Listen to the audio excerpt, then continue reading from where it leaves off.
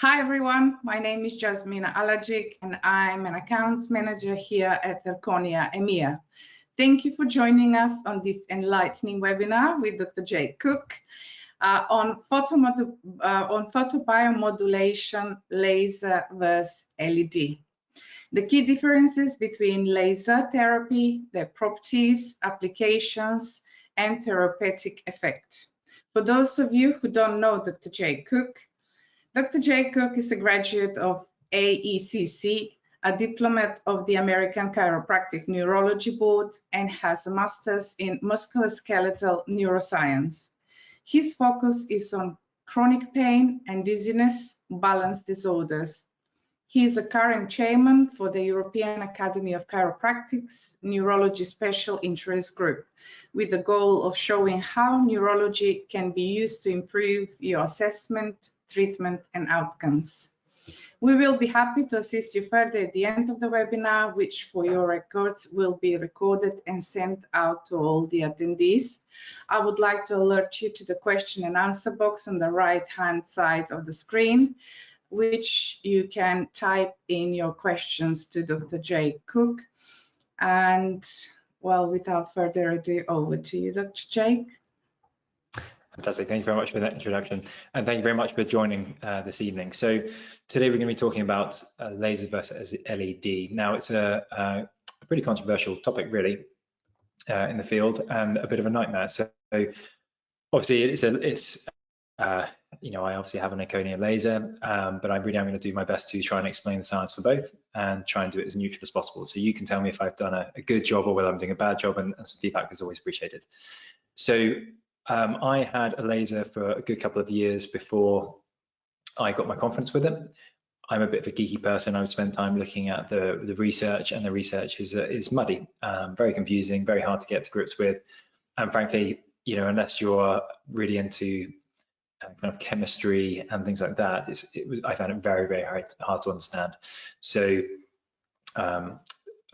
luckily, I had contacts to other people in kind of laser world, and basically had to put up with me bombarding them with annoying questions, saying kind of how, what, when, but I've read this, but I read this. So if you're completely new to the topic, let's just go through some of the kind of basics, and then we'll go into more specifics later. So low-level laser therapy. The advantage of low-level laser therapy and why we're interested in it is because it's non-invasive. So you're not sticking needles in, you're not doing any damage. It's a very easy application for patients. Very much in line with if you're a chiropractor or physio or osteopath, very much in line with that philosophy, right? We're not doing surgery, we're not dealing out lots of medications. We want to try and do things as non-invasively as possible. So low-level laser therapy, basically low power lasers. So the reason it's called low level is to denote the difference between high intensity lasers that are used for cutting. So you might use them in the steel industry.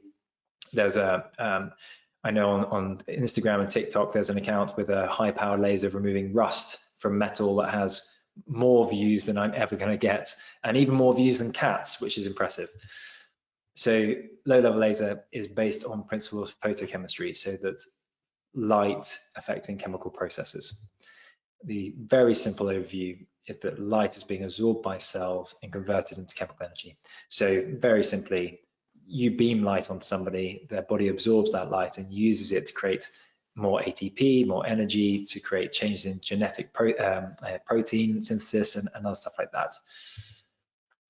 So the wavelengths in low-level light are going to go from the visible spectrum from blue to near infrared.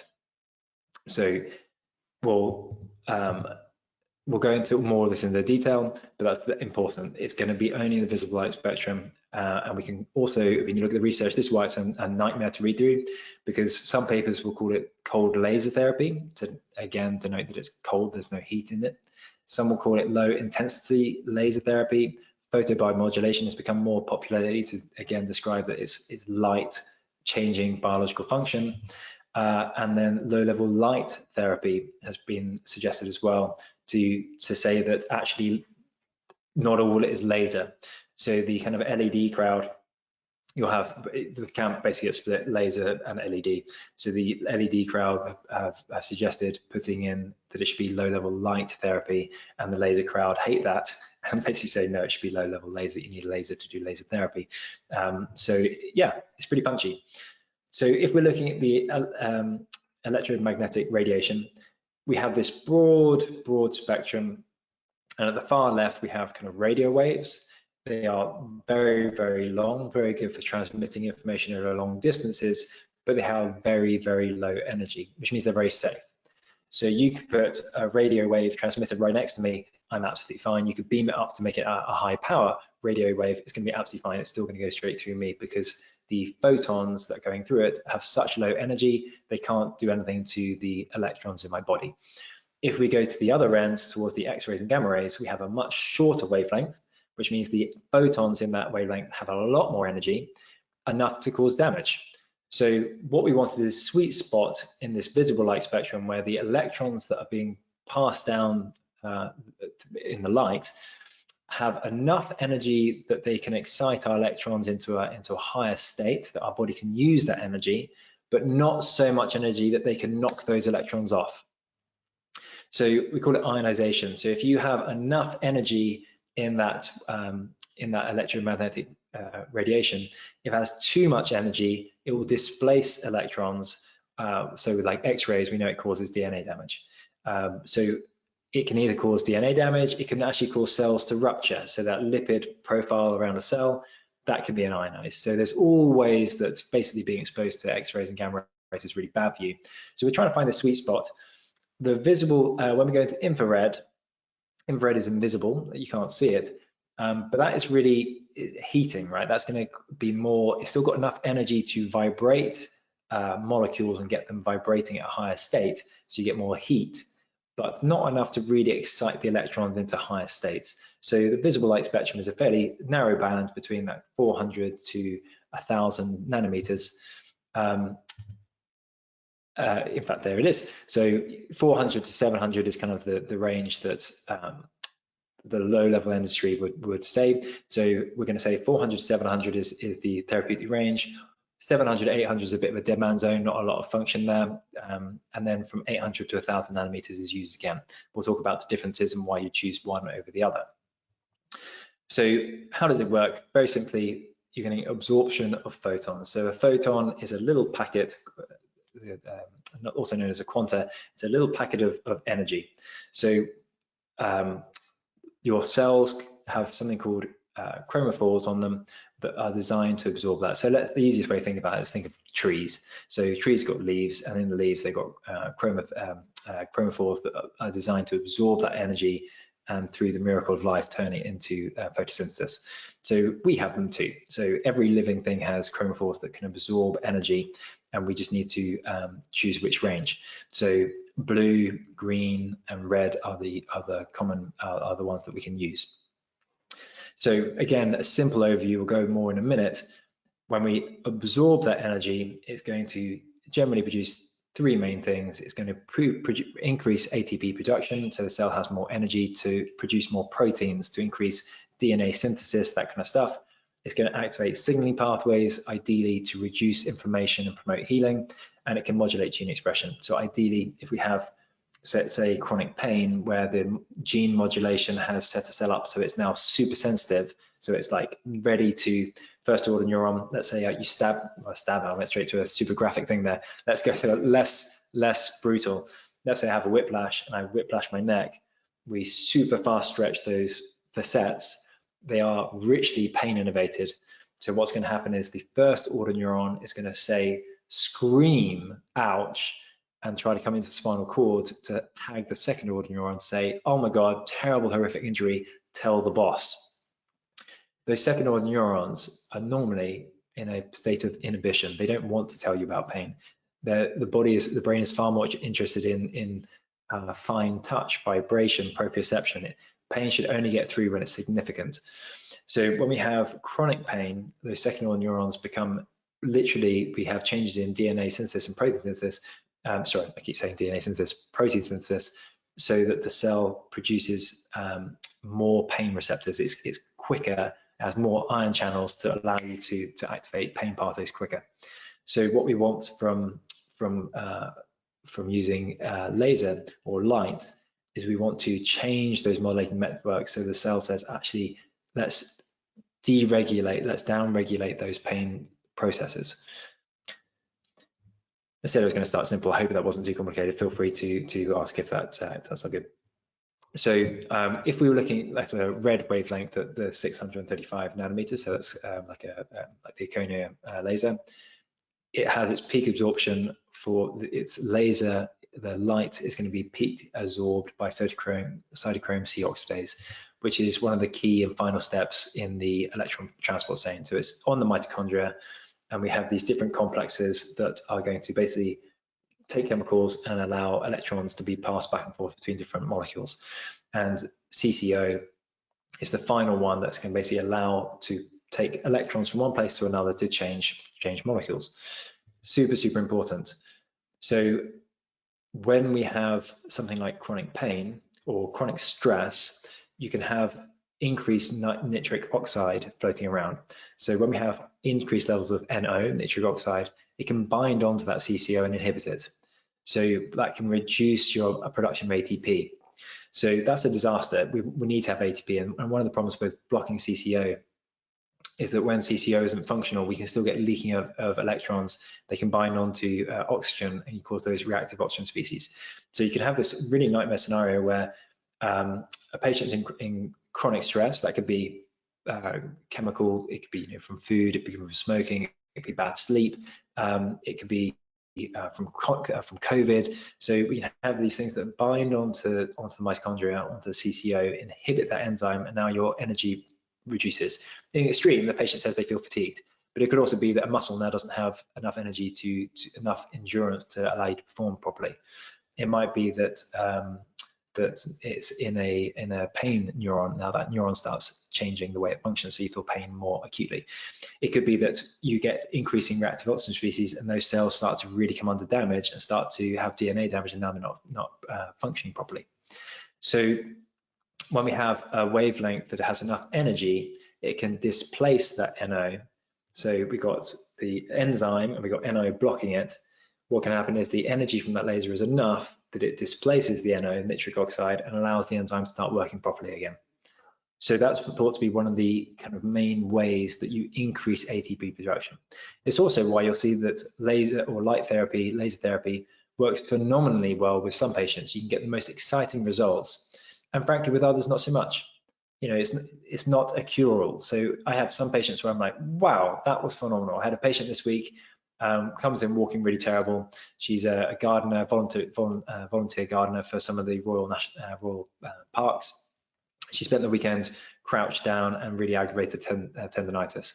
Super sensitive, very inflamed, hobbling. 5 minutes of laser, all the pain's gone, can touch it normally. She walks out like a normal person. So you can get some results where you're like, that was amazing. I don't know what else I would have done to get that quick result. But it's horses for courses. If this process is not such a massive part of the patient's symptoms, you might not see such a key difference. So I'll talk you through how we're going to find out if the laser is significant for that patient, and then what the treatment plan should look like later on.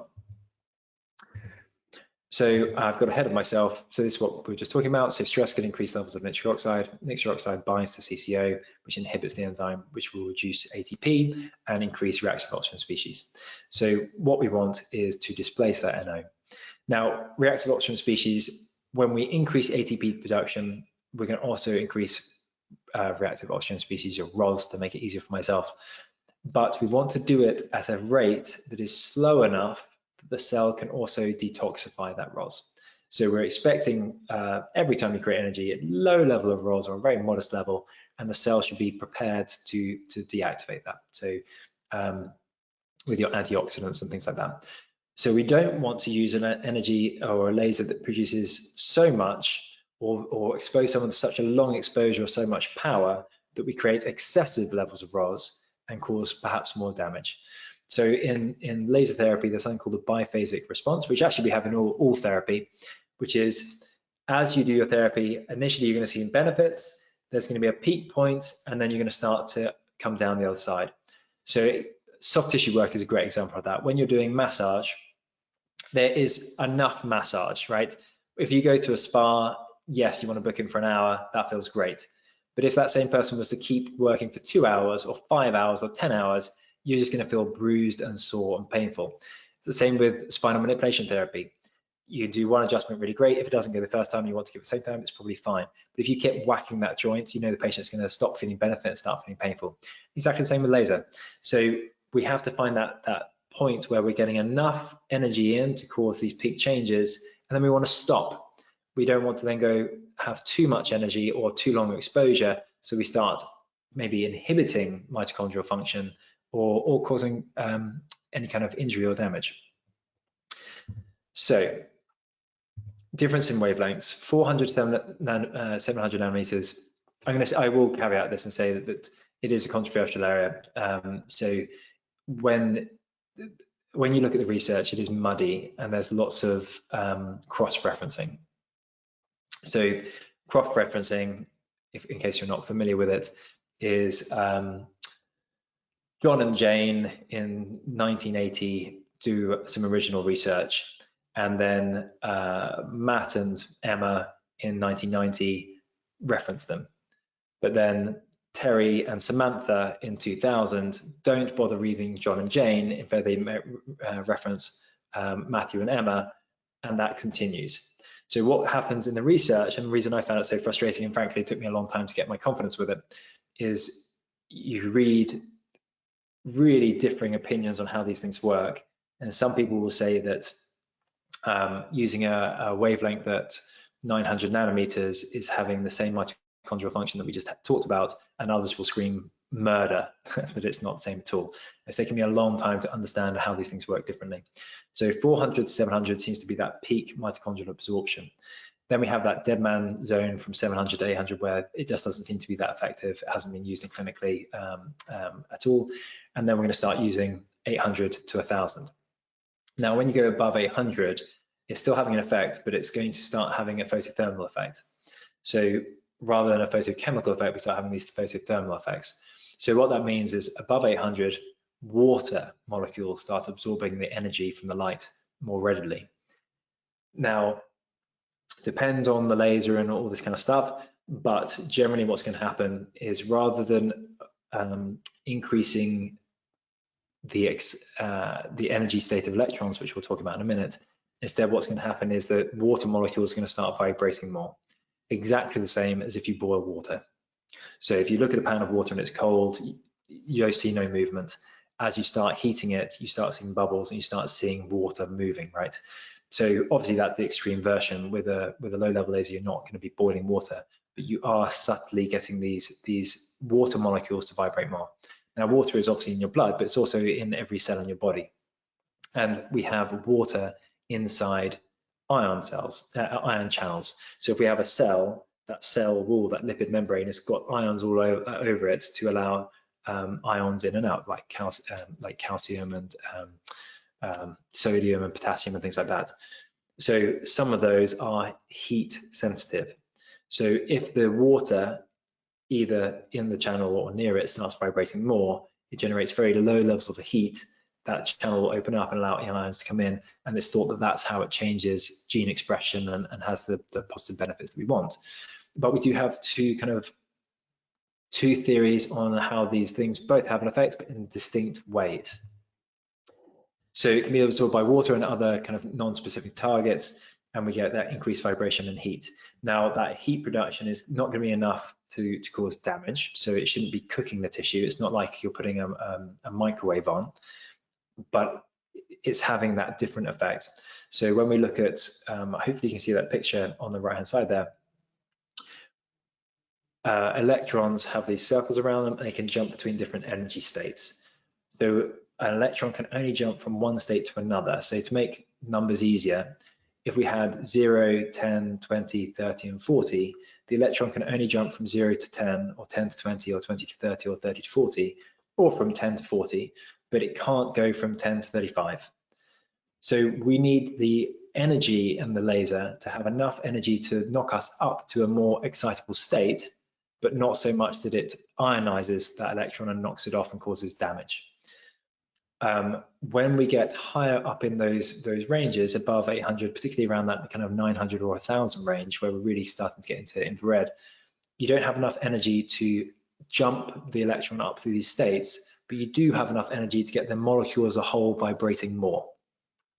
So hopefully it makes sense. We'll talk about this more because it really has taken me a long time to kind of bash my head through the wall, but I think I've got it now. So when we're looking at this picture, we can talk about light as both waves and particles, which is a real horrible, just a horrible part of physics. So waves have amplitude. So let's talk about the ocean. The wave has an amplitude, the height of that wave. The height of the wave or the size of that wave will denounce how bright it is. So let's say we have a red light. The bigger the amplitude of those waves, the brighter that red light will be. The smaller the amplitude of the waves, the duller it will be. Another way to think about this is if you've ever been in a rugby stadium or a football stadium, any kind of like stadium where people like to chant, everyone's talking by themselves. You can hear your partner, you can hear your person, you can hear the people around you having a conversation. But when the crowd all start chanting together, the wavelengths are all in sync. The amplitude of them will go up massively and the volume goes through the roof. So I was lucky enough to go and see the England-Ireland match in the Six Nations. And there was a moment where Ireland were on the defensive. They were struggling to get off their line, and the Irish fans all started chanting Ireland, Ireland at the same time. Now, in rugby, you're kind of mixed in around in with different spectators. So the guys next to me are not shouting loud. It's not like, oh man, you are deafening me. They're just saying in a very kind of slightly elevated voice, Ireland. But because they're all in sync, those wavelengths are coherent, they're doing the same thing, the amplitude goes up and the volume goes up.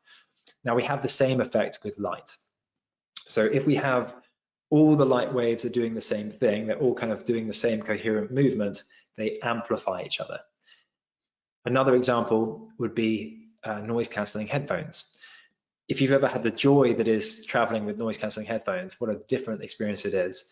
And the way it works is when you have them on, the software is looking at the sound wave that's coming in and playing the exact opposite.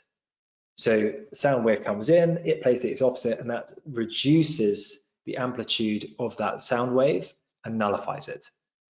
That's why they get more expensive. So the more expensive the noise cancelling headphones, the better they are at processing that sound wave and playing the exact opposite. The cheaper they are, the less good they are at getting exactly right, so you hear more noise. So we have the same thing with light. So when we're looking at lasers, lasers are called coherent light.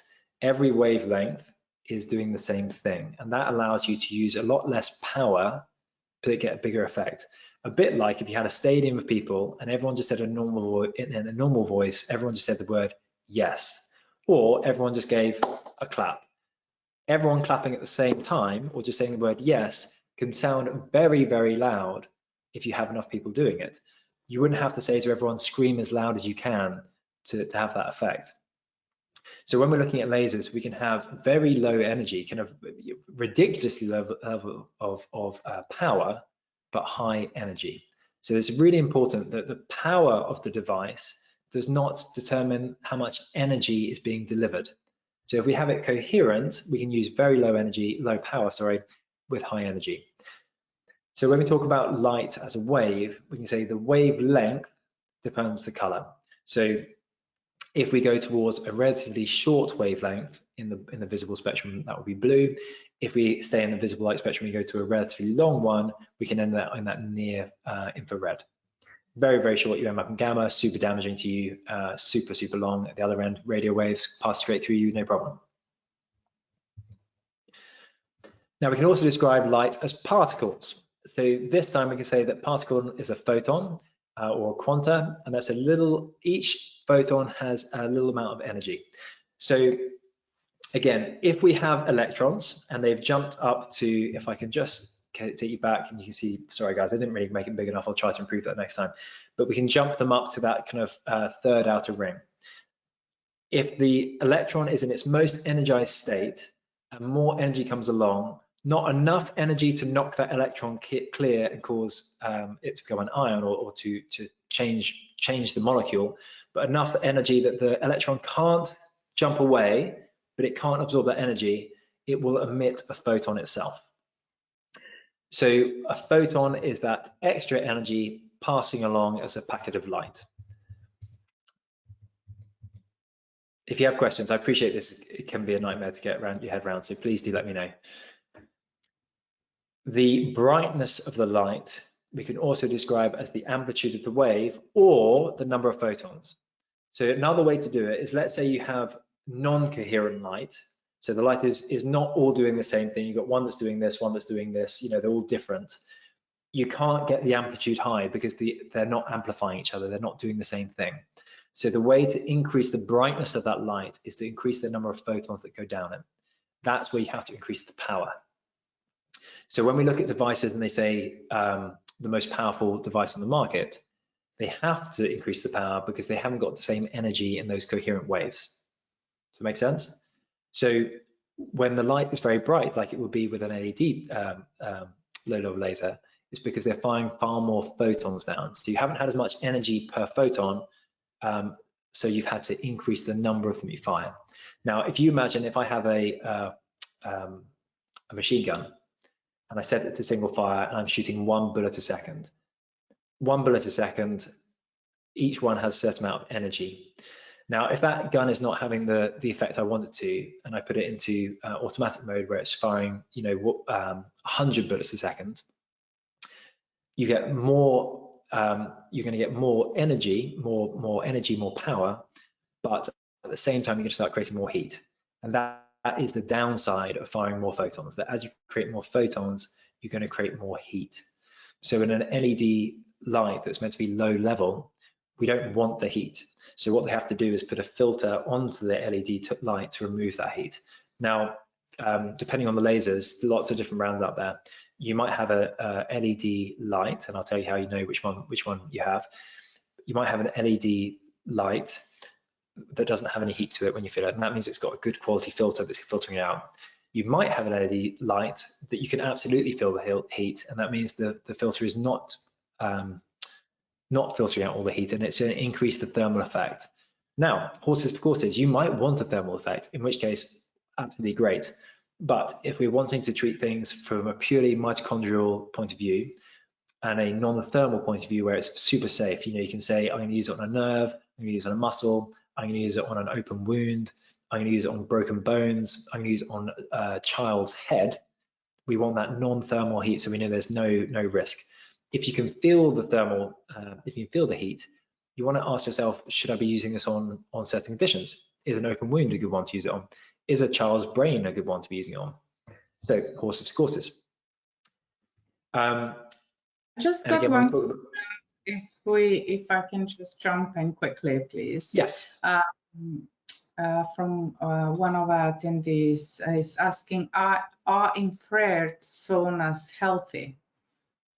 So infrared sauna, if we look at this chart, it was a perfect time to ask that question. Well done. We can see that we've gone past 1,000 nanometers, so we're into the infrared range where you can't really see it, or you shouldn't be able to. I've got a picture of why you do see that red light when you're in infrared sauna. You're heating those water molecules, so they're vibrating more. They will still have benefits, right? Because you've got water in cells, so hopefully you're opening channels, opening ion channels, allowing cells to change. But there's absolutely a limit for how long you want to spend in there. So anyone who has spent too long in a hot tub, too long in infrared sauna will know you feel pretty rotten afterwards. And yeah, there is a danger to overexposure. That has that biphasic response as well. So you want to be in there long enough that you get benefit and not enough. We've just invested in an ice bath. So I had glandular fever a couple of years ago during a heat wave. So I had 40-degree fever every day for 6 weeks during a heat wave. So, 35 degrees outside, I think got to 38 at some point. And I was indoors, fully dressed with 2 duvets over the top of me, shivering, begging my wife not to open the window and let any cool air in because it was freezing to me. And it seems to have messed up my temperature regulation. Anyway, personal story. So we've just bought an ice bath, and I thought it was interesting looking at the ice bath how they have the same thing. So they're saying 1 degree, 1 minute per degree. So if you're going to do 10 degrees, you do 10 minutes. If you've got 15 degrees, you do 15 minutes. And I really thought, isn't that similar to everything else? The same with infrared saunas. You want to think about how long you're going to do that, because otherwise, yeah, potentially you could be causing harm. It depends what infrared is. So if you go further along, if you think microwave, that's how we cook stuff. So it does depend on the model. And I think if I'm lucky, no. So we'll come back into that in just a second. So when we go back to the visible light spectrum, if we go up to 830 nanometers, we're going to have 1.49 electron volts per photon. So each photon that hits my body, and there's going to be, millions of them, but let's just imagine it's one bullet at a time. Each time that bullet hits me, it's going to have 1.49 electron volts. When we come down further into the red spectrum, so 800 is still red, but 800 is that near infrared. When we come into red in the 600 range, it's going to jump up to 1.95. When we come into the green range, it's going to jump up into the 2.33. When we come to the blue range, which is the 400 nanometer range, it's going to jump up to 3.6, which means that if you have kind of 405 nanometers, it has 70% more energy per photon than 830 nanometers. It's quite a big jump. But if you look at the laser, so it's only about 8.5 milliwatts. Whereas you'll see that lasers that have like 1,000 nanometers might be 100 milliwatts or 1,000 milliwatts. Sometimes they're measured in watts rather than milliwatts. So that's because you don't have as much energy per photon, so you have to increase the power, increase the number of bullets being fired. So we've covered this. So I'm going to skip through this because I think I've got ahead of myself. To increase power, you increase photons. Power is not the same as energy. So one of the big arguments is we want to deliver as much energy as possible with as little power as possible. And we're going to express that energy in terms of joules or millijoules. As Dan goes on, I just talk too much, don't I? I don't read my slides, I just get it wrong. So the therapeutic effect isn't dependent on power, it's dependent on the amount of dose you deliver. And the dosage actually is very low. So we want 1 joules per centimeter squared up to about 3 or 4, but anything more than that, you start to inhibit cellular processes, you can cause cellular damage and reduce cell viability. So one of the great joys of laser therapy is that hopefully you're enhancing the cell, making cells more viable and healthier without causing any of that ionization. So if we have too much power, we can cause damage. So like we're talking about with infrared saunas, they're super good, right? We know they are stressful. That's the whole point of them. Same with cold, it's stressful. So we're pushing the body into a stressful environment, enough stress that you have to adapt, but not so much stress that you cause damage. But you absolutely can doing too much power. I'm going to skip through this because I've already talked about it. So are all lasers created equal? So let's look at the different classes of lasers. So class 1 laser is considered safe under all conditions. So this would be the type of laser that you see at supermarkets. And they're emitting radiation that's not harmful to the human eye because they have so little energy and so little power.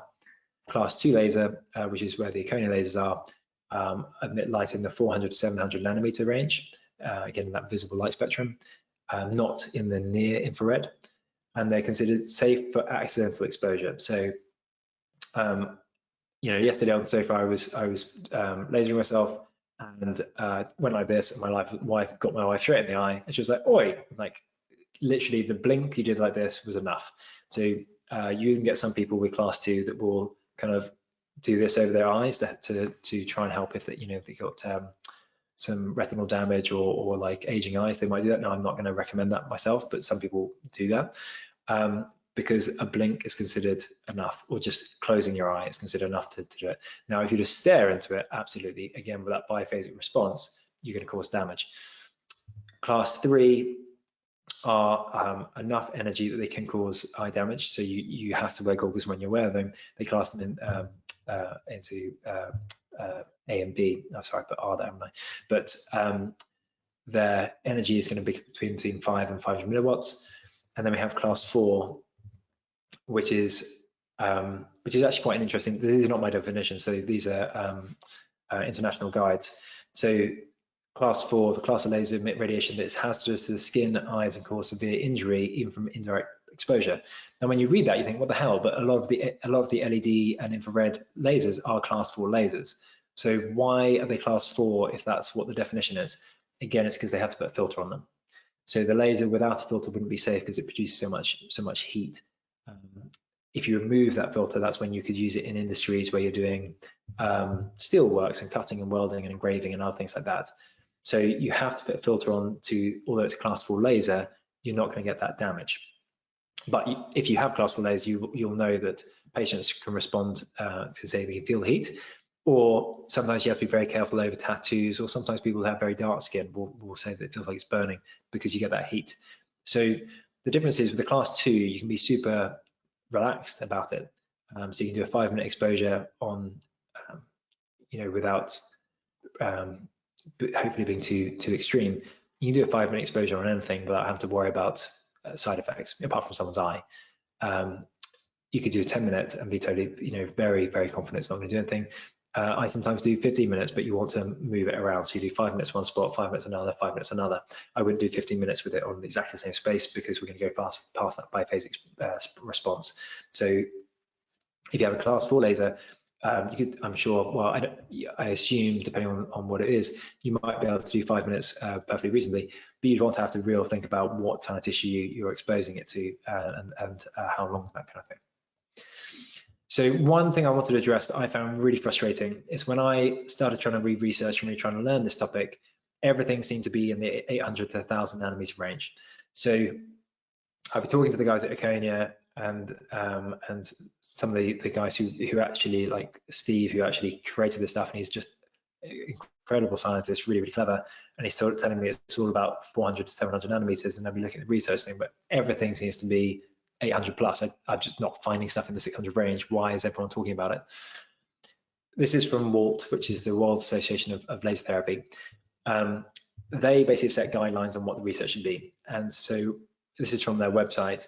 You'll see that they basically say that research should be, they're saying how researchers should do research. And they're saying it should be from that 780 to 860 nanometer range, or in that 904 to 1,000. So as a result, over the last 10 years, you've had a huge amount of research done in these higher ranges, because a lot of the authors will say, we consulted with WALT and they recommended this is the range, so therefore that's what we've done, which is very frustrating. Now, there is a huge amount of research in the 600 range, and it just took me a long time to kind of find it. So laser versus LED, if we just had a regular light at the beginning, you've got all these different wavelengths. So if you just turn a normal light bulb on, it's going to be white light because it's got all the different colors of the spectrum and they're all doing different lengths. And that energy is so dispersed. That's why when LED lights came out, no one started saying, hey, we've seen a reduction in chronic pain, we've seen a reduction in depression and all this kind of stuff. If we have a LED light, so it's emitting a wavelength, let's say it's red, the wavelength is doing this rather than this. So it's not collimated. So it's going to go out in different directions, and it's non-coherent. So that means rather than every wavelength doing the same, they'll be doing slightly different. We'll discuss that on the next slide. Again, it means you haven't got the amplification effect. So because you're reducing energy, you have to increase power to get a similar effect. When you have a laser light, each one is the same and it's collimated. So you can have that very, very defined thin strip. So if we look at the nanometers, that wavelength, and A is just going to be a regular light, but with a filter, so like a red filter, you'll see how that red filter will have energy going from all the way from 350 to 550. If we look at B, that's a laser, we're going to see it over about a 10 nanometer thing. So on this, let's say it was 450, you're going to see from a 445 to 555. So the energy is very concentrated. We've got really that collimated, coherent light wave. And when we go to LED, it's better than lamp, but it's not as good as laser. So we're going to have a wider spread. So again, that's why we're going to have less energy at those levels. And we have to make up with it with more power. So when you get a laser and when you get an LED and it says 470, it's actually probably going to be a wider spread than that, but the central point is on 470. Horses for courses, you might want something that has a wider spread depending on what you're going for. So the narrower the spectrum, so let's say 450, 445 to 555. I'm doing a terrible job now, at the end of the day. 445 to 455. The narrower the spectrum, the higher the effect at a lower power. So this is the difference between what a LED and a laser looks like. So LED on the left, you're going to typically get that circle as the light spreads out. So you're going to get something called scatter. So you're going to get more scatter with an LED, and the idea is lower levels of absorption. So if you were to turn a light bulb above my head, an LED light, and I was in a dark room, you see the light hit my head, but you'd also probably get a sense of what was around me, because the light scatters, it bounces. So you kind of get a sense of the computer and maybe the desk, and if someone's standing behind me, you get a vague sense of there's someone there.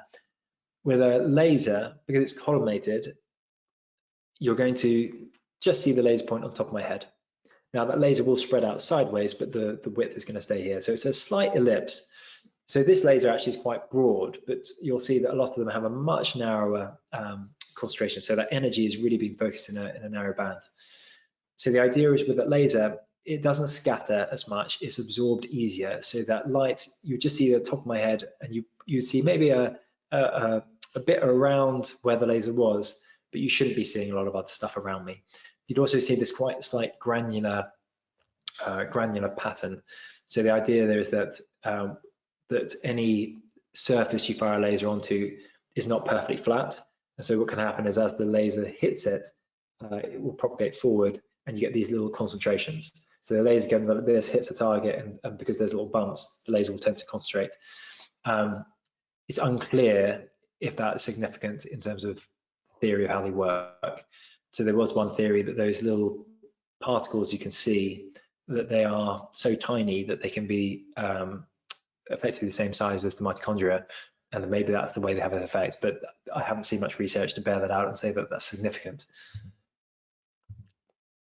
So if we look at laser, again, highly collimated, coherent, monochromatic. Monochromatic means it's one color. So again, we've got that very narrow spectrum, so within 10 nanometers. So they're doing the same direction, they're in phase, they're doing the same thing, which increases the amplitude, increases the energy. So we're going to get a higher intensity energy and more, in theory, a more powerful therapeutic effect with lower actual power. With an LED, it's not collimated, it's non-coherent, it's polychromatic, so we're having a wider spread. So although it all looks red, you're getting if our eyes were good enough, you'd see the spread of red, so it might look more orange than, let's say, sharp red. It can go in many directions, it's not in phase, and we get that broad wavelength. It means there's lower intensity, but you can make up for that by increasing the power. But with increased power, you have to increase heat, which means you have to put a good filter on it. So again, if we look at, I think this comes from the Avant website, or the Avant lasers. If we look at one of their kind of selling points, is that they have more power. So this is for the infrared. So Erchonia laser doesn't have infrared, so that's why they're not on there. But we look at competitors, they're saying, hey, look, we're much better. We've got 1,400 milliwatts compared to Thor, which is only 1,000 milliwatts. We must be better. Maybe, but it suggests you've had to increase the power a lot to have the same therapeutic effect. If we compare that, because I think the Avant also has a laser. Now I've looked on their website, it's actually an LED. It's an LED, but they call it a laser. It's an LED, but it's in the same wavelength. So they have a LED at 637. The Erchonia is 635. And so it says here, the peak therapeutic effectiveness for visible red light is in the range of 630 to 640 nanometers. And the selling point is, bam, look at the power difference, that the LZ30 has 1,000 milliwatts compared to the pathetic laser that has only 15 milliwatts, which is actually wrong. The Erchonia laser I have is only 8.5. So it's really easy to look at that number and be like, oh God, why is the Erchonia laser so underpowered and so pathetic and super, so much more expensive? I could get an Avant that is a fraction of the price and far more powerful. It's because it's an LED, you have to increase the power because each photon coming down doesn't have the same energy. Doesn't mean it's not effective, doesn't mean it doesn't work, doesn't mean it's a crap laser if you have one, but in terms of the sales, we're talking two different things. So when we look at the pros and cons of these lasers and LEDs, you want to make an informed decision about what you're going for. The big pro of an LED is the price. It is cheaper to make an LED, and therefore they can pass that saving on to you, so it's cheaper to buy. The con is that they don't have the same therapeutic dose at a lower power, so you have to increase the power, which in my opinion means that you have to think about who you're using it on, what you're using it on, how long you're using it on. The pro of the laser is that you get high therapeutic dose, high energy dose with a low power, so it's super safe. I can use it on, I use it on my kids, I use it on a very wide range of conditions without having to worry about side effects. I can't think of anybody who's had a side effect using it. The con of a laser is it's more expensive to produce. So we want to kind of horses for courses, look at what you're doing in your practice and what's best. My advice would be, if you, my advice, frankly, to patients is you should buy an LED because it's cheaper. It's a domestic version is the way I look at it. So the same way in my kitchen, I can buy kitchen appliances that are totally suitable for occasional use, but would fail in a professional kitchen. That's the way I think about it with laser therapy. I want to have the professional device that's super safe. I can use it and not have to worry about, oh my God, I put that kid on for 15 minutes. Was that too much? I want to be able to just use it without fear, and I want to use it for short periods of time and get an effect. What I don't want to do is have any doubts about it. So, but with patients, there's no point in them spending, the money on a laser when they're going to use it for a short period of time and it's going to sit in the cupboard for the rest of their life. So these LED boards, or frankly, some of the lasers that patients are buying, perfectly fine. They can use it, but they just need to be aware not to use too young, not to shine it in their eyes, and that's how I talk to patients. Now, in your clinic, if you're going to buy a laser, you need to charge for it because it is expensive, so you shouldn't take the hit. So you need to figure out how much do you want to charge for it, and then be confident with it. So the way I would suggest you do it, to gain your confidence with it, if you go for a laser or an LED, whatever's best for you, is pain is what most people are coming for. So very simply, we want to first get them to give us a number. So touch that painful spot on a scale of 0 to 10, how painful is it? Get them to commit to it, so it's a 7 out of 10. You're then going to put the laser on for 2 minutes over that painful area, and then after 2 minutes, poke it again and give them to a number. Normally, you're going to see about a 30 to 50% reduction in that pain. So a patient with 7 out of 10 will standardly say, oh, it's like a 4 now. If you don't see a change in that pain, then you've got some long-term potentiation. You've got central pain sensitization. It's going to be a harder condition to treat. So I use it as a bit of a screening tool. If I do 2 minutes and they're like, really no difference at all, okay, bad news, it's going to take longer to get better. We have to do a more detailed treatment plan. If we see that the pain drops down 30 to 50%, then we know, fantastic, this would be a fairly straightforward thing to treat. Sometimes you get absolute miracles where you think this is just incredible, like my lady with tendonitis last week, and sometimes you don't. And if you don't, then it means that all the processes we've been talking about aren't so significant for that patient.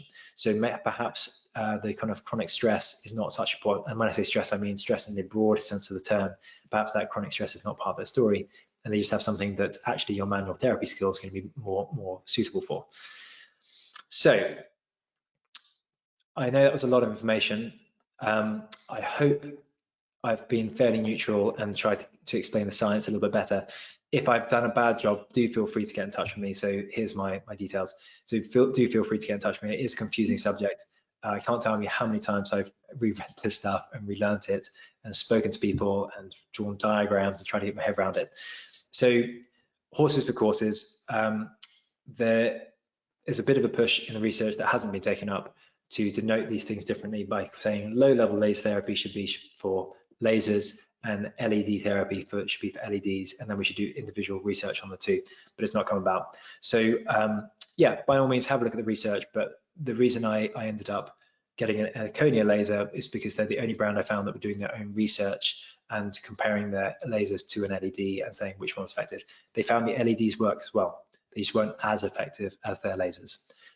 I've got about 350 papers, I think, comparing LED directly to laser, And absolutely, in some paper, LED outperforms laser. So the problem with them is they're pretty junky papers. The risk of bias is massive, and they're all heterogenetic. So that means each paper is different to the last.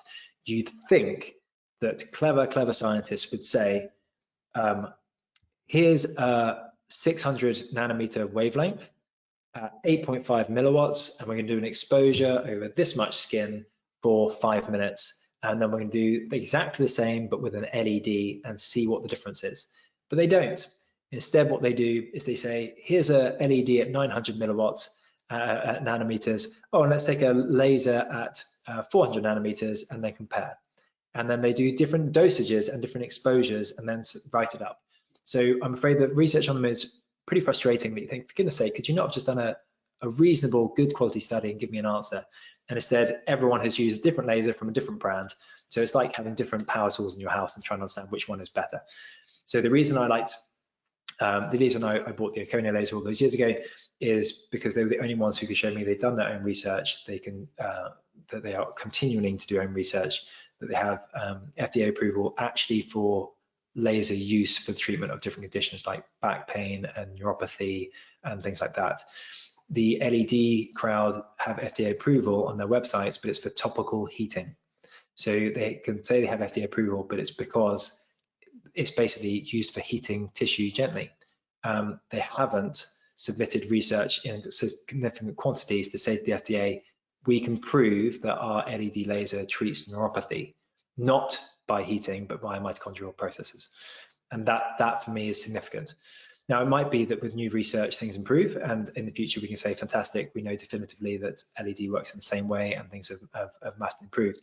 But I say at this point in time, from my understanding of it and kind of trust in the research, I like the fact that Erchonia do their own research and kind of follow the science. So rather than someone making a copycat of an LED and then saying it's better, anyway, I won't go on. That was a full hour, so apologies guys. Hope that was good. Any questions, please let me know. And yeah, back to you. Yeah, we don't have any questions at the moment. I hope everybody is happy with your presentation. That means I've done a wonderful job or a terrible job. There'll be no in between. It was very informational webinar. So thank you very much, Dr. Jake Cooke, for hosting this webinar. And if anybody has any further questions after, feel free to contact us, let us know, and we'll try to answer your questions. Well, thank you again. Thanks for everyone who have attended this webinar, and have a great evening, everyone. Thanks for tuning in. Bye-bye. Thank you. Bye.